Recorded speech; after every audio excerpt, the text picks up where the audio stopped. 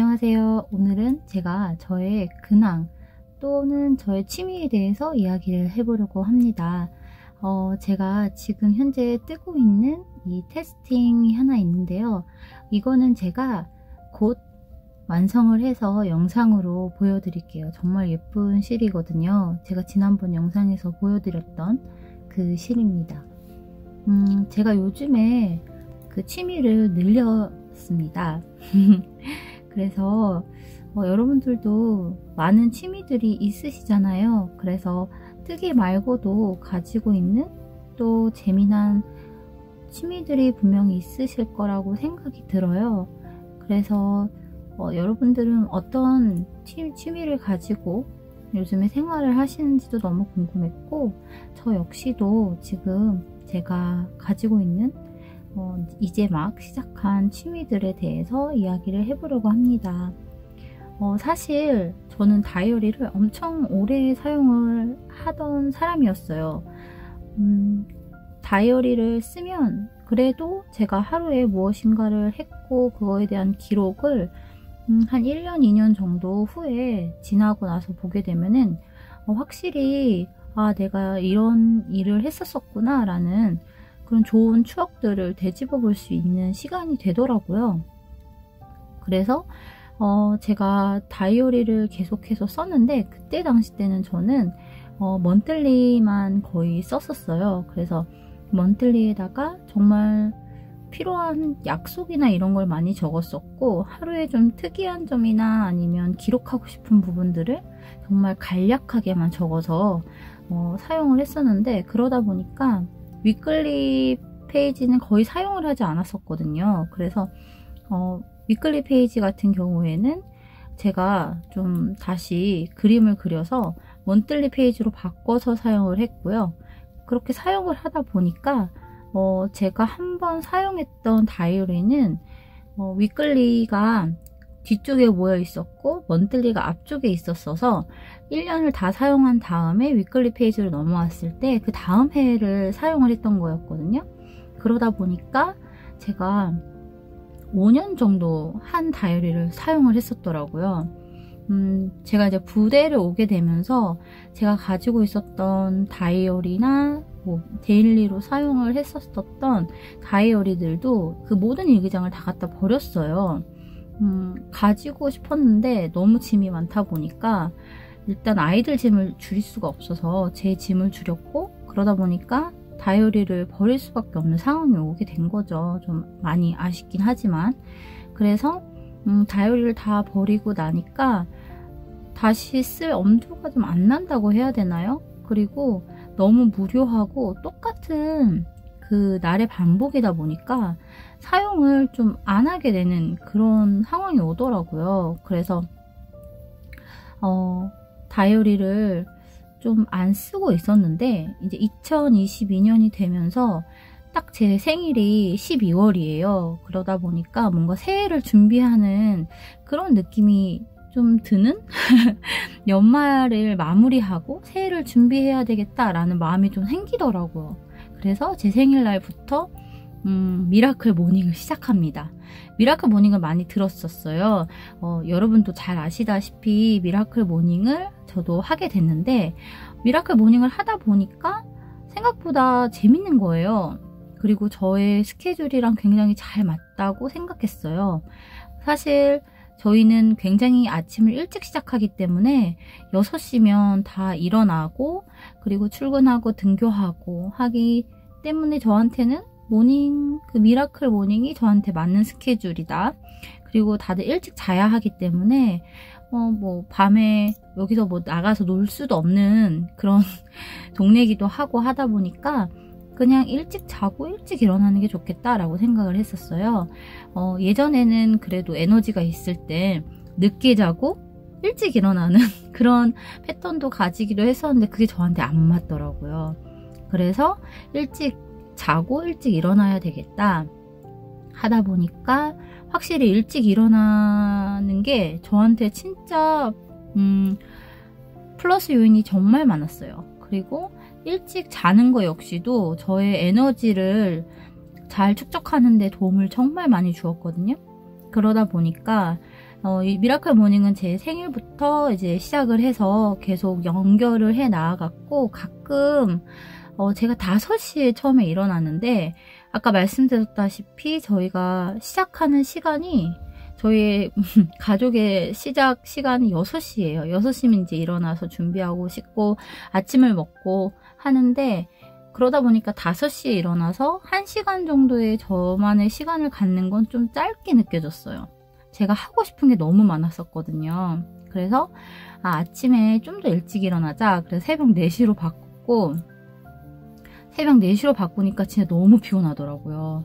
그래서 10시에 잘 수가 없었어요. 10시에 자서 4시에 일어나면 한 6시간이 못되게 자는 거기 때문에 좀 힘들더라고요. 왜냐면 10시에 잔다고 해서 10시에 자지는 건 아니잖아요. 그러다 보니까 10시보다 조금 늦게 잠이 들게 되면은 시간이 확실히 모자랐어요. 그래서 더 일찍 자야 되겠다라고 결단을 한 거죠.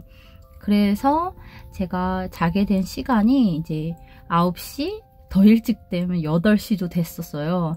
가끔 제가 너무 에너지가 없으면 8시에도 잠이 들곤 했었는데, 그래도 4시에 일어나니까 뭐 7시간 잔 적도 있고, 한 9시간? 이렇게 잔 적도 있더라고요. 근데 그렇게 길진 않아요. 생각한 것보다. 진짜 오래 잤다라고 느꼈는데, 그렇게 오래 자진 않았더라고요.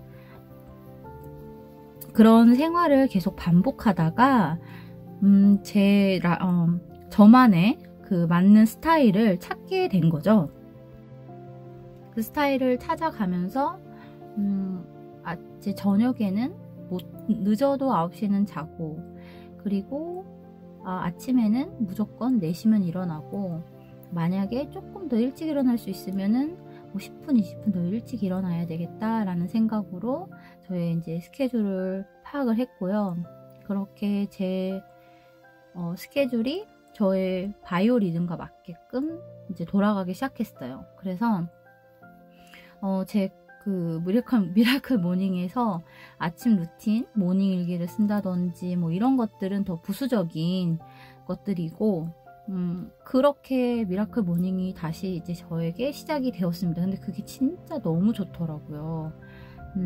저만의 시간을 밤에도 가질 수는 있지만, 저는 확실히 집중도가 밤에는 많이 떨어지더라고요. 그러니까 낮에 에너지를 좀 다 소모를 하고, 밤에는 좀 쉬고 싶고 좀 피곤해지고 이런 느낌이 더 많이 드는데, 확실히 새벽에는 아침이라 그런지 모르겠지만 조금 더 생기가 있고 에너지가 있고, 그리고 뭔가 하루를 이렇게 시작하는 시작점이다 보니까 제 자신한테도 이렇게 뭔가 펌핑하는 그런 느낌이 좀 있었어요. 그래서 아침에는 최대한 제가 진짜 원했던 거, 제가 정말 하고 싶었던 거, 이런 것들을 좀 모아서 하게 되었고, 사실 미국에 산다고 해도 그렇게 영어를 막 너무나 유창하게 제가 한국말을 하는 정도의 그런 언어 수준이 아니기 때문에 영어 공부도 진짜 항상 갈급함이 있었어요. 그렇지만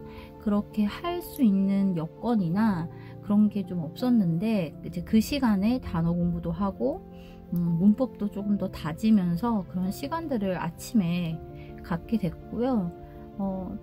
그렇게 되면서 이제 미라클 모닝이라는 것을 시작으로 저의 그런 취미 같은 것들이 조금씩 생겨나기 시작합니다. 그래서 저는 이제 일기를 다시금 쓰게 되었고요. 일기를 쓰는 것 중에 제가 되게 추천을 하고 싶은 일기가 있는데, 정말 일기를 많이 쓰시는 분들은 막 20개까지도 사용을 하시더라고요. 1년에. 그게 다 뭐 같은 소재는 아니고 다 다른 주제들로 이루어진 다이어리인데, 그 다이어리들이 굉장히 저한테는 되게 도전이 되는 것들이 되게 많았어요. 뭐 가령 감사일기를 쓴다든지, 아니면 당연히 스케줄을 1시간 별대로 이렇게 나누어서 내가 어떻게 하루를 보내고 있는지 시간별대로 체크하는 것도 있었고, 뭐 되게 많잖아요. 근데 그 중에서 제가 정말 많은 도움을 받았던 건 감정일기, 감정 쓰레기통 일기라고 불렀던 것 같거든요. 그거를 제가 한번 써봤는데 정말 도움이 많이 되었어요. 우리가 어떠한 감정이 이렇게 딱 생겨났을 때 내가 이 감정을 바로 내뱉는 게 아니라, 좀 성숙한 사람들은 내가 왜 이런 감정이 들었는지, 그리고 내가 지금 현재 이런 감정이다 라고 말로 표현을 하잖아요. 그런데 그거를 감정일기라는 쓰레기통에 적어보는 거죠. 내가 왜 이렇게 화가 났고, 내가 왜 이렇게까지 이런 단어들을 써가면서 다른 사람들을 상처를 주는지, 뭐 약간 이런 것들? 그런 식으로 내가 왜 이러는 거야 라고 스스로한테 되짚어보고, 그리고 지금 내가 드는 감정을 정말로 적나라하고 솔직하게 그 누구도 보지 않는다는 선 안에서 적는 거예요. 그러다 보면은 정말 저의 추악한 모습이나 진짜 저의 밑바닥까지 다 드러나면서 그 일기를 쓸 수가 있는데, 너무나 좋은 건 쓰다 보면 저의 그 제 상황을 조금 더 객관화하며 바라볼 수가 있더라고요. 그래서 저라는 사람을 약간 제3자로 보고 좀 이렇게 시청하는 입장에서, 관찰자 입장에서 저를 바라보고, 아, 내가 왜 그랬을까? 내가 왜 저런 감정이 일었을까? 라고 생각을 할 수 있게 되더라고요. 그래서 그 일기를 쓰면서 조금 더 제 감정에 대해서 컨트롤을 하거나 아니면 저라는 자신을 알아가는 과정이 있더라고요. 그래서 와, 진짜 제가 어떤 책 읽었던 구절 중에 이게 있었거든요.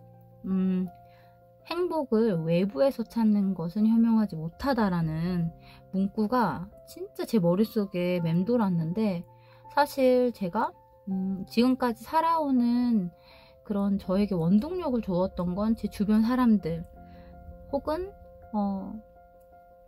어떠한 책에서 주는 저의 위로, 이런 것들이 훨씬 더 많았던 것 같아요. 그것들이 주는 영향력이 엄청났던 것 같은데, 이제는 제가 아이들에게도 영향력이 되어야 하는 사람이 되었고, 그리고 스스로도 제가 동기부여할 수 있는 그런 사람이고 싶은 거예요. 그래서 더 이상 외부에서 나의 행복들을 찾지 말고 내가 내 스스로 그걸 찾아보자.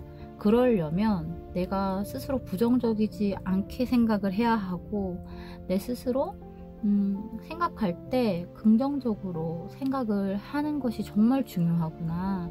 그런 것들을 조금씩 깨달아 가면서 저를 올가매는 그런 부정적인 감정들이나 화남, 이런 것들을, 이 분노 이런 걸, 그 감정을 잘 다스릴 줄 아는 사람이고 싶었어요. 그렇게 하다 보니까 확실히 외부에서 주는 영향이 꼭 행복도 있지만 나쁜 영향도 있잖아요. 이제 그런 영향들을 제가 내칠 수가 있더라고요. 내쫓을 수가 있었어요. 그래서 그런 것들을 조금 훈련하는 과정이 되어 주었어서 저는 진짜 너무 많이 도움을 받았고, 이건 제 취미라고 하기보다는 그냥 내가 이런 것들을 좀 깨달았구나 라는 네, 일기 쓰기. 네, 저의 또 취미는 일기 쓰기가 되어서 그 일기 쓰는 것 중에 감정 쓰레기통 일기가 저한테 진짜 많은 도움을 주었다 라고 말씀을 드리고 싶습니다. 네, 그리고 제가 가지고 있었던 또 다른 거는 저의 스케줄을 시간별대로 적어보는 건데, 사실 그건 좀 두려웠었어요. 그런 감정이 왜 들었냐면, 사실 육아를 계속하고 있기 때문에 특별히 할 거 없고 항상 비슷한 패턴으로 돌아가고 있었고, 딱히 뭔가 그냥 그런 뭐 특별할 거 없어, 오늘도 어제와 같은 오늘을 사는 거지 뭐라고 생각을 했었던 것 같아요. 되게 긍정적이지 않은 생각이긴 하죠. 그래서 그냥 그렇게 하루를 보냈는데, 그 하루를 쭉 적다 보니까 사실 부끄러운 부분도 있었어요. 그렇지만 제가 남는 시간도 되게 많았고 활용할 수 있는 시간도 많았고 가끔은 저에게 유익한 시간을 가질 때도 많았다는 것을 깨달으면서 그냥 막연하게 내가 오늘 하루는 대충 이렇게 보냈구나 라고 생각하는 게 아니라 하루를 통틀어서 생각하기보다는 시간별대로 생각을 해보고 그 시간마다 내가 무엇을 했고 또 그거에서 오는 영향이 무엇이었는지를 한번 훑어보니까 확실히 좋더라고요. 저한테 진짜 도움도 많이 되고 되게 영양가 있었던 시간이 되었고 그 스케줄은 아직도 계속해서 시간별대로 적어내고 있어요. 그래서 미리 제가 그 다음날 하고 싶은 거를 저는 투두 리스트를 따로 적진 않고요. 제가 하고 싶은 아니면 필요한 할 일들을 시간에다가 적어놔요. 그래서 그 시간쯤에는 이걸 하고 뭐 가령 저는 CPA한테 전화를 해야 한다 라고 했을 때 여기랑 LA랑 시간이 1시간 차이가 나기 때문에 저는 여기서 한 9시나 10시쯤에 전화를 해야 그 CPA 시간 오픈하는 시간이랑 맞기 때문에 그 시간에 맞춰서 제 투두 리스트를 적어요. 그렇게 되면은 투두 리스트를 옆에다 적어 놓으면 제 성격은 언젠가 하지 라는 생각을 하는 거예요. 오늘 하루 언젠간 하지. 그럼 하루가 지나가 버려서 아예 제 스케줄 표에다가 그 할 일을 적어 놨더니 조금 더 행동으로 옮겨지더라고요. 그래서 저는 이제 그런 식으로 제 스케줄을 관리를 하고 육아하는 분들은 저랑 진짜 많은 생각이 비슷할 거예요. 어제든 오늘이든 그리고 다르지 않은 하루하루를 사는데 내가 굳이 하루하루 1시간마다 내가 무엇을 했는지 적는 게 의미가 있을까라고 생각이 분명히 들 수도 있거든요. 그런데 진짜 다르고 하루하루 하는 것이 조금씩 다르고 그렇게 적다 보면 제가 무엇을 되게 열심히 했고 무엇에 집중했는지를 조금 더 잘 알 수 있는 것 같아요. 제가 거의 1년 동안을 일기를 쓰지 않고 제가 어떻게 지내는지 아무것도 기록하지 않은 제 2021년을 돌아보니까 너무 아쉽더라고요. 그냥 사라지는 대로 살았던 것 같아요. 그게 너무 슬프더라고요. 네, 제가 디자인하고 제가 생각하고 제가 꿈꾸는 그런 되게 미래지향적이지 않은 삶을 살았더라고요. 그래서 조금 더 제가 이번 2022년을 돌아봤을 때 조금 더 단단해지는 저를 발견하고 싶고 조금 더 성장한 저를 보게 됐으면 하는 바람에서 다이어리를 다시 이렇게 적게 되었습니다. 그래서 감정 쓰레기 일기장이랑 시간 스케줄 다이어리랑 그리고 마지막 하나는 감사 일기예요. 그래서 하루에 3가지 감사를 뽑아서 이렇게 글로 적는 건데 조금 오그라들 수도 있지만 제가 감사한 내용들을 스티커를 찾아서 붙여요. 뭐 진짜 별거 아닌 감사들 이런 거 있잖아요. 어쩌다가 마켓에 갔는데 우리 아이가 좋아하는 바나나를 구매할 수 있어서 너무 감사했다. 약간 이런 유치하지만 그런 거를 썼으면 바나나 스티커를 찾아서 붙이는 거예요. 근데 이게 되게 참 잘했어요 스티커처럼 저에게 되게 큰 힘이 되고 이것들을 아이들이랑 함께 나누고 하다 보니까 진짜 풍성해지고 하루의 마무리를 진짜 잘할 수 있게 되더라고요. 그래서 여러분들도 자녀가 있으시다면 자녀들과 함께 이런 거 나누는 것도 진짜 좋은 것 같아요. 그래서 아이들에게도 저는 다이어리 쓰는 법을 그런 식으로 감사 일기하는 거 먼저 하는 걸로 가르쳐 주었습니다. 오늘 제가 여러분들에게 제가 새로 갖게 된 취미들에 대해서 이야기를 해보려고 했는데 다이어리 쓰는 취미 그리고 그 다이어리를 몇 가지를 쓰고 있는지에 대해서 더 이야기를 나누게 된 것 같아요. 여러분들도 2022년이 벌써 다 시작했고 2월이 됐지만 아직 늦지 않았습니다. 지금부터라도 2022년을 다시 한번 새롭게 준비하실 수 있고, 또 준비하셔서 2022년 아직 10개월이나 남았잖아요. 이번 달까지 12개월이니까 잘 준비하시면 좋을 것 같아요. 저랑 같이 다이어리 적으시고 또 즐거운 뜨개 하시면서 2022년을 보내시길 바랍니다. 네, 제 이야기 이렇게 끝까지 들어주셔서 너무나 감사하고, 저는 다음 영상에서 또 다시 한번 찾아뵙도록 하겠습니다. 끝까지 시청해주셔서 감사합니다. 안녕히 계세요.